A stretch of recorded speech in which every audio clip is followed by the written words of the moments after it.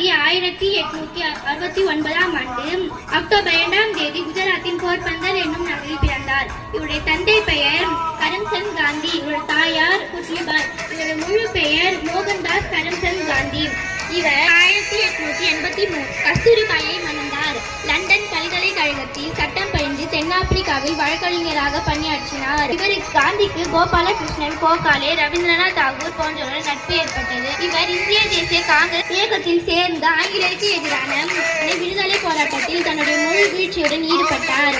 1924 இந்திய தேசிய காங்கிரஸ் தலைவரானார். சத்தியாகிரக வழிமுறைகளும் சுதேசி காங்கிரஸ் இயக்கத்தை இந்தியாவின் மாபெரும் விடுதலை இயக்கமாக்கினார். மகாத்மா காந்தியின் தலைமையின் கீழ் இந்தியா 1947 ஆண்டு ஆகஸ்ட் 15ஆம் தேதி சுதந்திரம் அடைந்தது. மகாத்மா காந்தி தன்னுடைய முழு வாழ்க்கையும் நாட்டுக்காக அர்ப்பணித்தார். மகாத்மா காந்தி ஜனவரி 30ஆம் தேதி நாதரும் கோட்சேவால் படுகொலை செய்யப்பட்டார்.